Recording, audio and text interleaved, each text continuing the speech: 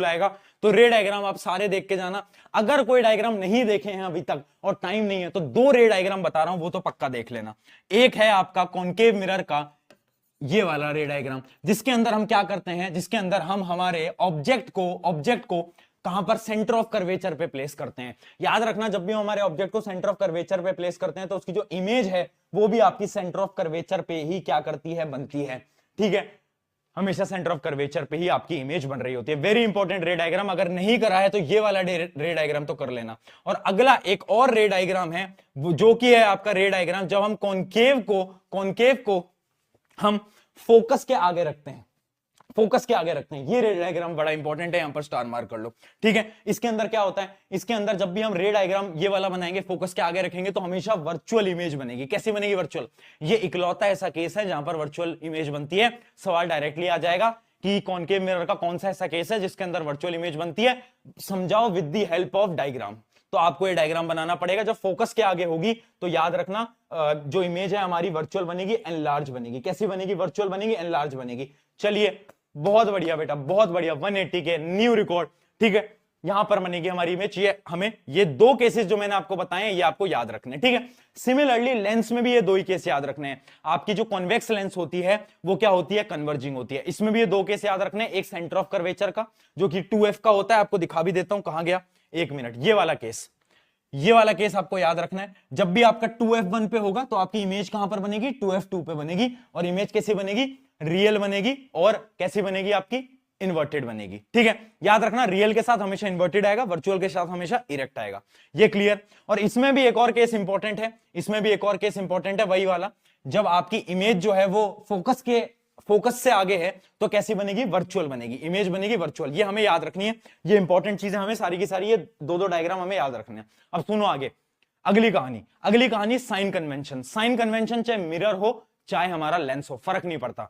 जब भी कोई ऑब्जेक्ट इस तरफ में होगा, इस तरफ में होगा, याद रखना इस तरफ में, तो क्या होगा, तो हमेशा ऑब्जेक्ट हम नेगेटिव लेंगे। जब इस तरफ में होगा तो हम हमेशा पॉजिटिव लेंगे। भूलना नहीं है, भूलना नहीं है। और एक ट्रिक और बता रहा हूं आज, उस ट्रिक से कभी कुछ भूलोगे नहीं। ट्रिक सुन लो, ट्रिक ये है, जब भी कॉनकेव लिखा आ जाए, जब भी कॉनकेव लिखा आ जाए, चाहे मिरर हो चाहे लेंस हो, फर्क नहीं पड़ता, दिमाग मत लगाना, मेरी बात सुन लो बस।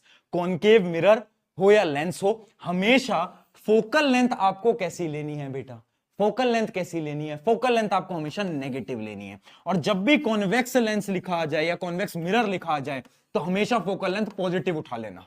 ठीक है, ये ट्रिक याद रख लो, याद रखेंगे। जब भी आपका कॉनकेव लेंस है या मिरर है, फर्क नहीं पड़ता, फोकल लेंथ हमेशा नेगेटिव लोगे। और जब भी आपका कॉन्वेक्स है तो कॉन्वेक्स में पॉजिटिव होगा, चाहे मिरर है लेंस है, हमें फर्क नहीं पड़ता, हमें बस इतना पता है पॉजिटिव होता है तो होता है, बस इस तरह। ठीक है, और साइन कन्वेंशन बाकी जो होता है, राइट साइड आपको पता है, इस तरफ जो भी होगा नेगेटिव, इस तरफ जो भी होगा पॉजिटिव, ज्यादा दिमाग नहीं लगाना है। आगे बढ़ो फटाफट। अब सुनते चलो, मैं आपको कुछ फॉर्मूलाज बता देता हूं, मिरर फॉर्मूला वगैरह, वो सुन लो, इंपॉर्टेंट है। पहली चीज, मिरर फॉर्मूला और लेंस फॉर्मूला में कोई डिफरेंस नहीं है। मिरर फॉर्मूला होता है 1/u + 1/v = 1/f, बट एक माइनस जो होता है वो लेंस में लग जाता है, मतलब लेंस बन जाता है 1/v - 1/u = 1/f।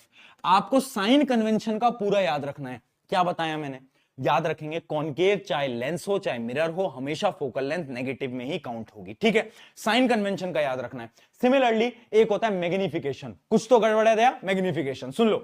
मैग्निफिकेशन जो होता है आपके मिरर के केस में, आपके जो मिरर का केस है, कहां लिखूं, यहां लिख देता हूं, आपके जो मिरर का केस है उसके अंदर होता है -v/u। ठीक है, मैग्निफिकेशन क्या होता है, height of image by height of object. और जो आपका लेंस का केस है उसमें माइनस हट जाता है और यहां पर आ जाता है +v/u। ये हो गया आपका बेसिक फॉर्मूले के रिवीजन। आई होप ये एकदम क्लियर हो गया होगा। इस प्रकार से आपके इसके न्यूमेरिकल आएंगे। अब हम न्यूमेरिकल प्रैक्टिस तो इस समय पर हम बिल्कुल नहीं कर सकते, उतना समय तो है नहीं, फॉर्मूले में बिल्कुल रिवाइज कराता चल रहा हूं। आगे बढ़ेंगे, देखो अगला है हमारा स्नेल्स लॉ। अब रिफ्रैक्शन क्या होता है, बेंडिंग ऑफ लाइट, एक जगह से दूसरी जगह पे। सवाल आएगा क्यों होता है रिफ्रैक्शन, क्योंकि हर मीडियम में स्पीड ऑफ लाइट अलग अलग होती है, इतना याद रखेंगे। अब देखो स्नेल्स लॉ क्या होता है, Snell's law is very important, ध्यान से सुन लो। स्नेल्स लॉ होता है जब भी आपकी जो लाइट होती है, जब भी जो आपकी जो लाइट होती है एक मीडियम से दूसरे मीडियम में जाती है तो एक रेशियो बनता है जो कि होता है sine i by sine r, जो कि हमेशा कांस्टेंट रहता है इस बात को आपको याद रखना है। Sine i by sine r जो होता है हमेशा कांस्टेंट होता है। स्नेल्स लॉ का बेटा एक सवाल बिल्कुल दिख सकता है जिसमें कि आपको एक सरफेस दे देंगे, बोलेंगे कि लाइट आई और रिफ्रैक्ट हो गई, लाइट आई, ये तो उल्टा बना दिया, लाइट आई और वो रिफ्रैक्ट हो गई, और एंगल ऊपर का है 30 डिग्री, नीचे का है 60 डिग्री, तो बताओ मीडियम का रिफ्रैक्टिव इंडेक्स कितना है? तो वहां पर स्नेल्स लॉ लगेगा, क्योंकि स्नेल्स लॉ कहता है कि ये जो कांस्टेंट है इसकी वैल्यू रिफ्रैक्टिव इंडेक्स के बराबर होती है। तो sin 30 bye sin 60 will be your answer. You should remember this point. Refractive index क्या होता है? sin 30 bye sin 60। इस प्रकार का एक सवाल बिल्कुल आपको दिख रहा होगा, आपको ये याद रखना है, ठीक है। अब इसके अंदर एक कहानी मैं आपको और बता देता हूं जिसमें मुझे ऐसा लगता है इस बार सवाल बिल्कुल दिख सकता है, जो कि है refractive index is inversely proportional to speed. इसमें ठीक है, मैराथन में कराया भी था। एक मिनट, जस्ट पानी पी लूं यार, गला बहुत ज्यादा वो हो जाता है, एक मिनट।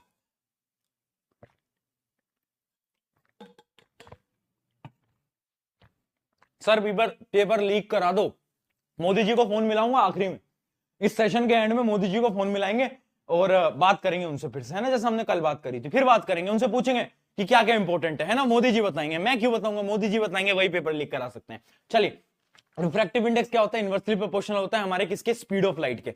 ये हमें याद रखना है, स्पीड ऑफ लाइट हमेशा इनवर्सली प्रोपोर्शनल होता है। जितना कम स्पीड ऑफ लाइट उतना ज्यादा उसके अंदर रिफ्रैक्शन इंडेक्स की हमारी वैल्यू होगी।